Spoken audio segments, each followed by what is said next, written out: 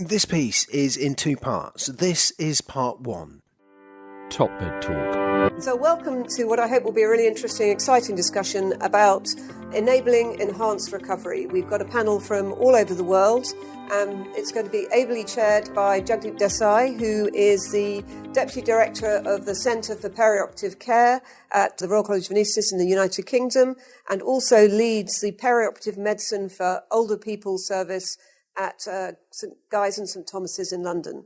So I'm going to hand over to Jugdeep, who's going to introduce our speakers and the topic for today.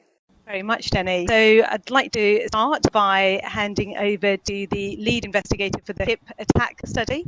So hi, I'm PJ Devereaux. I'm a cardiologist and clinical epidemiologist and perioperative care physician at McMaster University. The hip attack trial was a trial of just under 3,000 patients, and what we're looking at is to see whether or not accelerated surgery compared to standard time surgery could improve outcomes. What we were aiming for in accelerated surgery was a goal of getting people in the OR within 6 hours. We don't think 6 hours is magical, but we wanted to have a timeline that was credible, which we knew from pilot work and other work we did, but would push people to do it as fast as possible. And what the trial showed is that accelerated surgery is not a panacea. It will not cure all evils of people presenting with hip fractures. However, you do see some very important impacts on outcomes. That is, we saw a reduction in urinary tract infections. We saw a reduction in people having delirium. There was a reduction in stroke, but the stroke signal is very few events, and I'd be very cautious about the interpretation of that. We saw a reduction in moderate to severe pain on days 4 to 7 after randomization. We saw much faster times to standing, mobilization, and walking, and we saw a shorter lengths of time in the hospital. The trial was undertaken because of a patient that I had managed, which was I got a call one day from an anesthesiologist I was on the cardiac care unit saying it was a 75-year-old woman who had presented with a hip fracture, and she had an elevated troponin, and their resident had given her fluid, and she was in some heart failure. She had some ECG changes. And at the time, I really knew nothing of the data, the observational data on the timing of fractures and the outcomes. And I think, like most physicians, I inferred a lot of information I knew from managing acute coronary syndromes to this patient who I was seeing. And this anesthetist said, look, you're going to have to fix the heart before we can fix the hip. And we embarked on management, which ended up including some antiplatelet therapy. And the patient ultimately bled and died and never made it to the OR for their hip. And this certainly made me wonder whether or not, in fact, this approach that we were taking of medical optimization might be the better approach. And the one thing that is important beyond the overall trial results, we did see in the subgroup of patients, which really was the motivation for the trial, in patients who had elevated troponins at presentation, there was a very large mortality advantage in accelerated surgery. Now, I think that this requires replication, and we're trying to get funding right now for Hip Attack 2 to focus on that group. But it may be in that group that I think it may represent that you're finding a group of patients who tell you physiologically they don't tolerate the stress of the fracture, and they may benefit the most from accelerated surgery. Again, we should have a big trial to prove that, but that's our goal in terms of this. But there are overall benefits to accelerated surgery. We saw no downsides, but it's not a panacea. If you do it just on all comers, you're not going to wipe out mortality, which remains very high. Yeah, no, great. Thank you, PJ, and great study. Do you think we really have enough evidence already to start to suggest that there are subgroups of patients that we should push through accelerated pathways to be able to achieve better outcomes for that particular group? I think we need Hip Attack 2. I think the subgroup that has the most to benefit from a mortality point of view from big outcomes, I do think are the people who show physiologically they don't tolerate the fracture well. I think a separate question, though, is should we just do it for everyone? And as I said, there's no doubt there's advantages. So there is an economic analysis that's happening right now in Hip Attack because it is an inconvenience to create accelerated surgeries. You have to create pathways. We demonstrated in I think there was 69 centers across the world that it's doable. The economic analysis will be interesting because you save a day in the hospital. In fact, it's almost a day and a half you save in the hospital. So yes, it is inconvenient to accelerate surgery, but at the same time, ERAS is all like a big focus of ERAS is getting people out of the hospital sooner. And you do actually decrease the length of stay, which is not shocking because you mobilize people faster, people go home sooner. So, I realize that it's an inconvenience for everyone, but I guess the question I would really ask back to people is, seeing the data, if it was your mother or your father who arrived with a hip fracture, would you not prefer accelerated surgery compared to standard care? Personally, I would, even though I don't think it's a panacea, I would prefer it for my mother and father. But it's like a lot of things in systems. We have to be willing to make system change, which also means inconvenience, for those things. As I said, whether or not there's another group within it that has a big benefit, we should unequivocally do it because there's just mortality and other big things happening. That's a separate question. But I think even with the data we have, certainly we'll see what the economic analysis shows, but there could be an argument made right now of why would we not do it. There appears to be no advantage that we see in the data to delaying surgery, even in people who presented with medical instability. People who went fast, we saw no downside. Moving over to Paul. So Paul, would you like to introduce yourself and also give a summary of your talk? Sure. My name is Paul Wischmeyer, and I'm a professor of anesthesiology and surgery at Duke University, and also run the nutrition and TBN service for Duke University and run our perioperative nutrition clinic, POET clinic, subclinic, I suppose, of the greater clinics you probably heard Saul Aronson talk about. And so we're, of course, as you might gather from the lecture, if you've heard it, very passionate about really trying to ensure that no patient comes to elective surgery anywhere in the world without having nutrition being evaluated as a risk factor. And so I think first off, we don't ever want a patient to have elective surgery without malnutrition assessment occurring. And then when it's found to be present, as it is, in as many of 2 out of 3 major GI surgeries relevant to many of the ERAS patients we care for, when it is commonly found, we would advocate it should be treated before elective surgery should ever occur. And so, unfortunately, we know that this is not happening throughout the world. And so we think this is an area that has real opportunity for improvement for most, if not all, centers that do this. We've done surveys of the major academic centers in the U.S. who do GI and say surgical oncology kinds of procedures, and very few of them, less than 1 in 5 centers, are actually doing this actively now.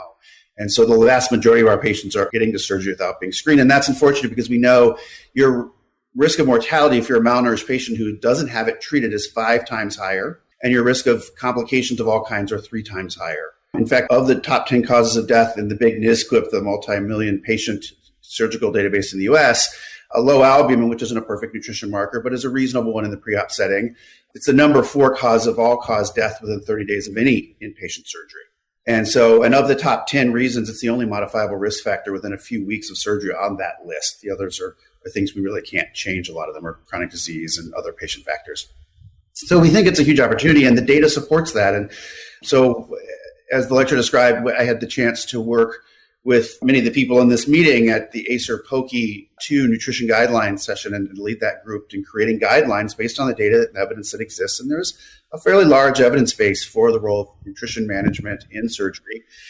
And we came up with recommendations to try to help people screen, and we developed a novel perioperative nutrition score, the PONS score, as you may have heard mentioned in the lecture, that we've built into our electronic medical record. It's a very EMR-friendly, less than 3-minute screen that can be done on the phone, can be done in a clinic, can be done by anyone. Really, that asks basic questions about weight loss, BMI, how much patients are eating, and then what their albumin is. And if any of those things demonstrate risk of malnutrition, we advocate those patients receive nutrition therapy. And in our case, we do it with a registered dietitian who's part of our preoperative clinic. That Duke has had the insight and foresight with Saul Aronson's help to hire an RD that we have full time now. And I can tell you, Saul has let me peek at some of the data he's analyzed for the effect of just having a registered dietitian talk to the patients. We've started a large intervention trial where we're intervening on these patients. But prior to that trial starting, just the sheer presence of an RD seeing these patients at risk for malnutrition reduced length of stay on average by a day and reduced ICU length of stay, mortality index, readmission, AFib, AKI, a lot of the variables that we measure within our effects. Just the sheer fact of them seeing this dietitian, which as you can imagine would pay for itself many-fold over. So I think this is a real opportunity for all of us. And then I think just some very basic key tenets. Mike Grocott helped me think of some simple ways to express this, and we like to call it the Pokey 6. In that pre-op screening and post-op screening for nutrition have to occur. That's the first one. Protein is more important than calories, and so I really want to advocate to the entire audience that getting protein up to 1.2 grams per kilo is more important than the total amount of calories you get in for your patients. That we need to, of course, minimize MPO periods pre-op, do our carb loads, and then restart the day of surgery post-op so that patients get fed. All patients, whether they have nutrition risk or not, should get high protein oral nutrition supplements for the month after surgery.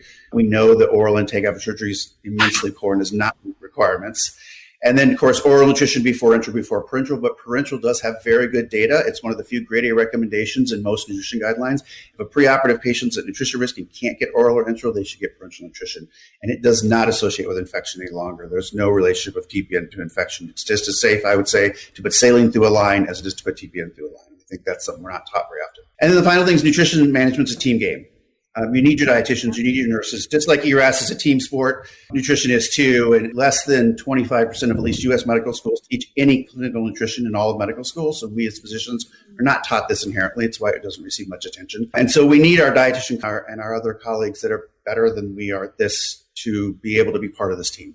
I really advocate to all that this is a crucial part of what we do every day. It's something that can't be overlooked, and it can really change the outcomes for patients before and after surgery. I think one of the things we're really excited about, and we've brought some people that are really uniquely skilled in this over from the Netherlands and other places, is the use of CT scan, MRIs, and then bedside ultrasound to measure sarcopenia, which many obese people are severely sarcopenic, not all, but many.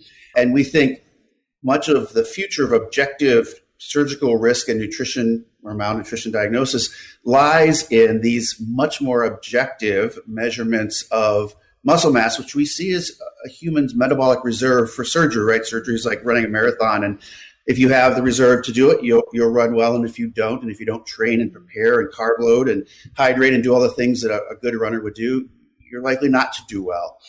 And so we are actively pursuing protocols with our radiologists and others to use MRI, and we're looking at starting a study of multi-level spines, and we're also very interested in hip fracture as well, where multi-level spines routinely get MRIs. It's a beautiful gold standard muscle mass measurement that will validate against our handheld ultrasounds. There are muscle-specific ultrasound probes that are built to measure muscle only. They're about this big, and they plug into your iPhone, and we're going to put them in our pre-op clinics with all, and in 5 minutes you can get all the muscle data you need to tell if your obese patient or your thin patient is sarcopenic, what the quality of that muscle is, what the energy state is. We can measure glycogen very rapidly.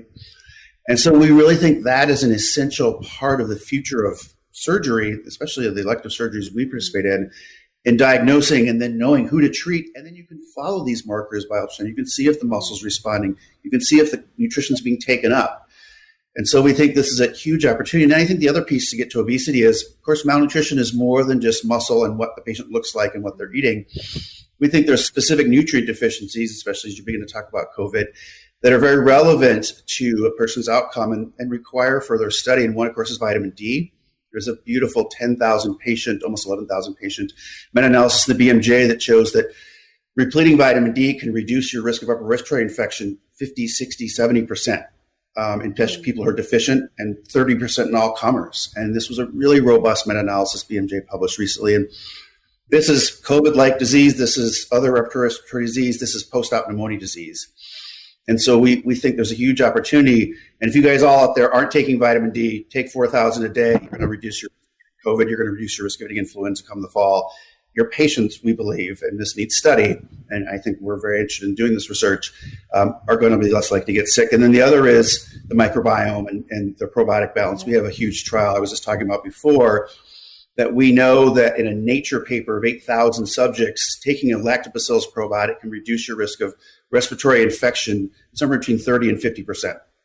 And again, this is one of the premier clinical trials done in the world in the last 10 years. It was published in Nature, and it shows you the effect of a simple probiotic you can literally get at the store or get online in changing your fundamental risk of respiratory infection. We believe we have a proposal to PCOR here in the U.S., 25,000 surgical patients with 5 centers to see if we can reduce COVID risk as we restart surgery in the U.S. And so again, if you're not taking a lactobacillus probiotic right now, I think you probably should be. The data is conflicting. And I think that is the other kinds of things in surgery we can begin to think about. These are hugely well-done trials with multiple meta-analyses, nature-level data that cost pennies to give and have almost no risk. So real opportunities, I think, for all of us. So, Chloe, would you like to introduce yourself and give us a little summary of your talk as well? Thank you, and thanks for having me. My name's Chloe Grimmett, and I'm a behavioural scientist based at the University of Southampton, so a non-clinician. The talk that is available to watch, I describe the two components of psychological rehabilitation as far as I see it, and the work that I've done has been exclusively in cancer patients. And that's considering the psychological status of an individual at the point of diagnosis and the impact that that has on their outcomes after surgery. And the other part talks about behaviour change and how we can support people to engage in the prehab programs that we're proposing and potentially support longer term behaviour change after that. So in the talk, I outlined some of the evidence that we've got that baseline psychological factors, particularly things like anxiety, depression, and self-efficacy, so someone's confidence to manage the illness that they've been diagnosed with, have huge impacts in terms of their outcomes, both immediately post-operative for things like pain, but also for longer term quality of life in the year or two after surgery, for example. So obviously that leads us to think that, well, would intervening on those psychological factors as close to the point of diagnosis before treatment, might that improve patient outcomes? And then the behavioural science comes in. There's been a lot of it used in the rehab world in terms of supporting rehab, and it becomes increasingly important as we move away from the clinic-based prehab trials and services, which are highly supervised and provide patients with a lot of support and a lot of structure around their prehabilitation, and moving towards more home-based, more self-determined behaviour. And if we use the behaviour science evidence that's there to support the planning of those interventions and really support our patients well, we've got a much better chance of supporting them to engage in the prehab programs that we're seeing increasingly are so positive for them. And I think, what's interesting, having been on some of the EBPOM journey over the last few years, is the fact that we have been talking about some of these issues over a number of years now, about trying to change behaviours, empower patients, engage in different lifestyle modification. But we don't seem to have quite got there yet. Yeah, similarly to Paul's reflection on nutrition being a team sport, well, behaviour change support is absolutely that as well. There is some training that can be done across all healthcare professionals that can support them to have these sort of conversations with patients. I know there's quite a bit of evidence, some studies that have looked to ask healthcare professionals what might the barriers be to promoting things like, increased physical activity and change in diet, mostly in the survivorship field, but it's still relevant. And oftentimes clinicians, time's obviously an issue, but concerns about stigmatizing patients and inferring blame is quite a common referred thing, and they're concerned that that might impact on their relationship with the patients. And also, some clinicians are not necessarily convinced by the evidence of the impact of things like physical activity and outcomes. And so, education and support's definitely got a part to play in it, without a doubt. But I think it's definitely a cultural shift of putting the patient at the centre of everything, which everyone is obviously moving towards now. And the more we can involve patients in the conversations around their care and increase their understanding, the more chance we've got to help empower them to make the changes. And also to make sure that we understand the priorities for them is really important, and not to make assumptions about what those might be, and taking into consideration other life factors that these people are dealing with, and sometimes simply providing advice on what might be advisable for them doesn't take into account, all manner of barriers they might be facing at home or what have you. So, yeah, it's a complex one. Top Med Talk. Thanks for listening to Top Med Talk. We are excited to announce the World Congress of Perioperative Medicine happening in London this year. Check it out at ebpom.org. It will take you through to our carbon-free conference center where it has the EBPOM platform. You can find more information. Be sure to subscribe to Top Med Talk and EBPOM at ebpom.org.